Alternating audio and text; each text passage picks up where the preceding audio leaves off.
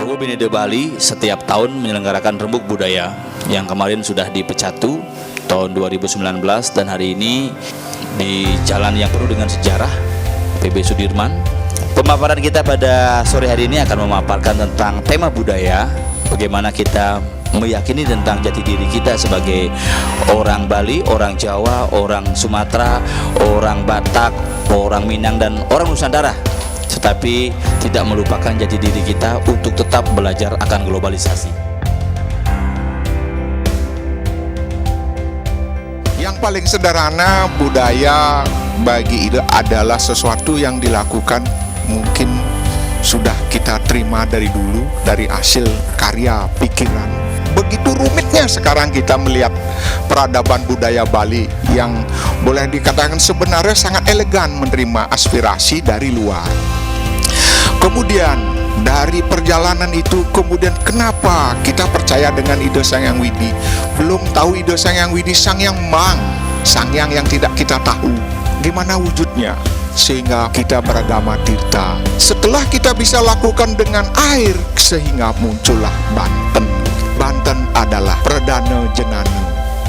Kemudian Mantra Sulingih adalah Lingga Jenana. Pertemuan antara laki dengan perempuan menjadilah sebuah tirta. Melihat dari tatanan itu muncul Ongkara. Ongkara itu dari mana? Kalau kita lihat dari pujanya, kembali lagi ke Sang Hyang Mang. Dari mana itu semua datang? Dari Ang dari api, dari air, ketemu air sama api menjadi Mang. Begitu kita selalu memujanya. Nah, inilah barangkali yang ingin saya sampaikan, bahwa kita punya budaya yang beradab, budaya yang adiluhung. Mari kita jaga bersama-sama. Binido itu tidak hanya berbicara baik dan buruk, timur dan barat dan lain sebagainya, tapi juga berbicara skala dan nis skala. Skala terukur, nis skala tidak terukur, yang namanya sang jiwa. Leluhur di zaman dahulu di dalam menciptakan regulasi kehidupan termasuk sistem budayanya telah memformulasikan sistem kebudayaan itu pada situs dan ritus.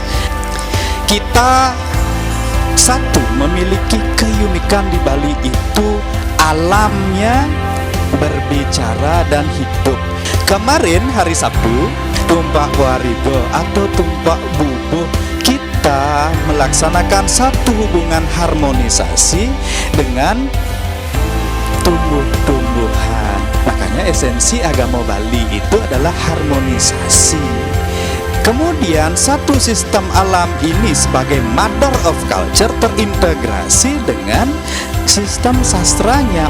Sistem sastranya terintegrasi dengan kebudayaan religinya. Jadi semuanya terintegrasi di dalam satu kehidupan yang namanya ritus dan situs itu sendiri. Bahwa kebudayaan Bali selain menjaga hubungan komunikasi dengan Tuhan dan manusia sebagai sistem sosiokultural, dia juga menjaga harmonisasi dengan lingkungan. Inilah yang menjaga kehidupan budaya kita menjadi satu kesatuan yang utuh. Ada kearifan, ada pembelajaran yang perlu kita simak. Kenapa orang Bali melakukan caru? Itu sesungguhnya ada persoalan bumi. Itu sesungguhnya adalah persoalan tanah.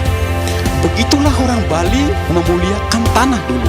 Artinya dalam upacara-upacara caru itu sesungguhnya ada pesan di mana tanah itu harus dimuliakan.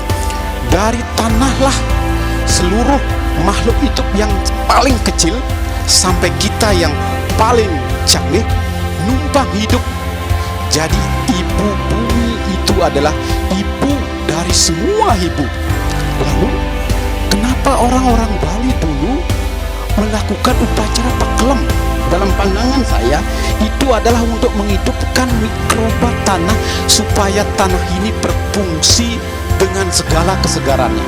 Dan setelah tanah-tanah ini menghasilkan sesuatu yang bisa mensejahterakan bumi, barulah orang Bali mengaturkan yang namanya upacara ngusabe.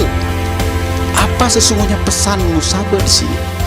Tiada lain adalah untuk mengucapkan terima kasih kepada tanah, sang ibu sendiri yang telah menghidupi kita. Maka orang Bali menyebut ibu itu sebagai Siti Sundari, tanah yang memberi kita hidup.